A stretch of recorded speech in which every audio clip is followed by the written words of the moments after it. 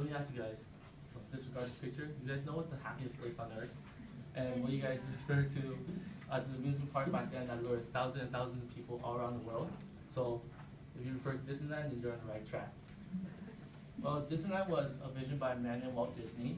And back then, during the 1900s, Disneyland attracted only hundreds and hundreds of people all around the world. And that, in addition, I visited Disneyland like a total of 7 times only.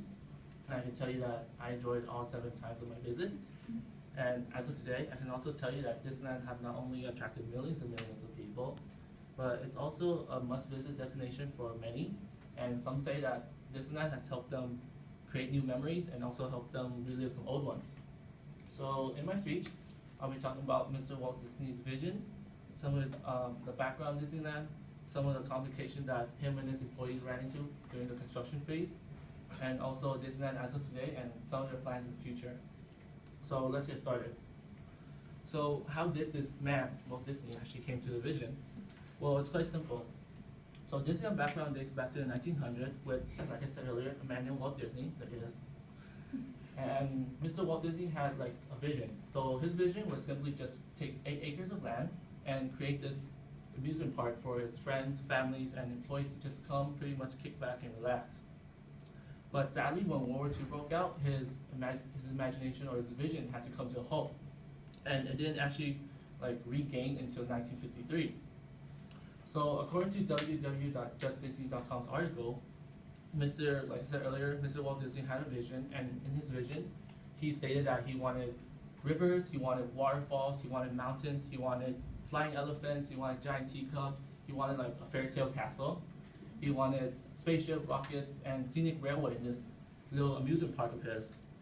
But if you think about it, how can one man actually fit all of that into just 8 acres of land?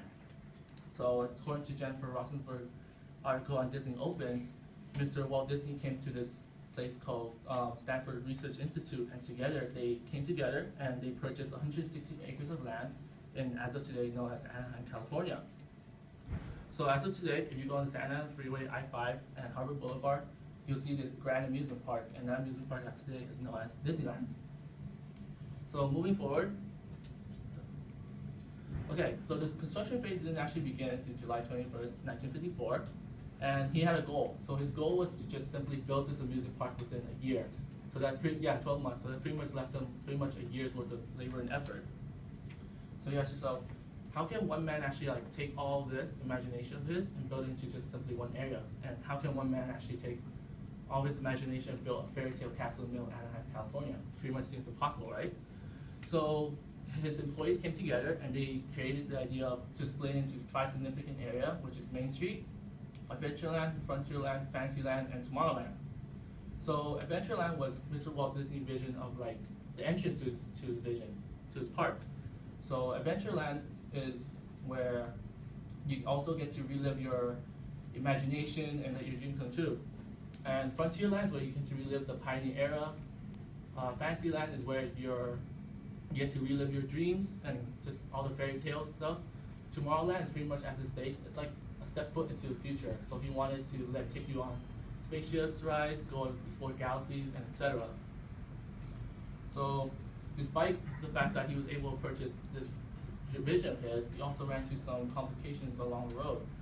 So for example, he also ran into complications before his grand opening and after grand opening day. So according to www.justdisney.com article again, he wanted to build the Rivers of America inside his park. He didn't want to implement it. But when he, I guess, poured the water onto his citrus grove soil, that was the soil he used, the soil didn't actually hold back the water, and that created a lot of drawbacks and some changes into his vision. So $17 million later, on July 17, 1955, as in like, that's pretty close to almost a year that he promised, he unveiled his park. And there were some minor complications and some major complications that ran in the way.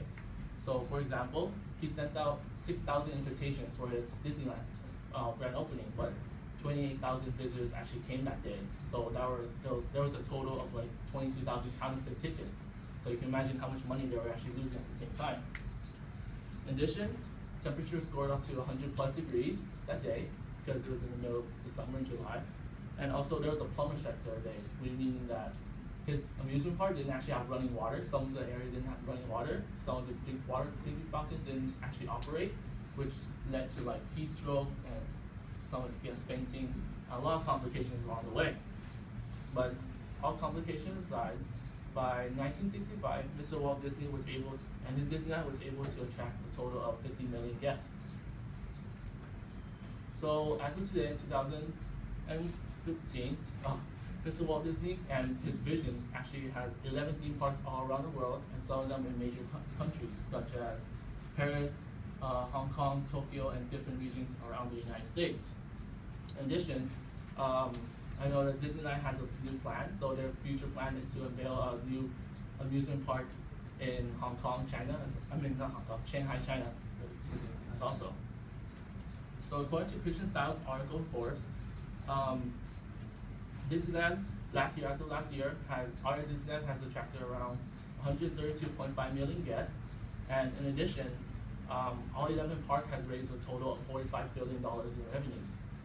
And in comparison to Disneyland back in 1955 and Disneyland 2015, we have some new areas such as Mickey's Toontown, New Orleans Squares, etc., and some new additional rides such as Big Thunder Mountain, Space Mountains, etc.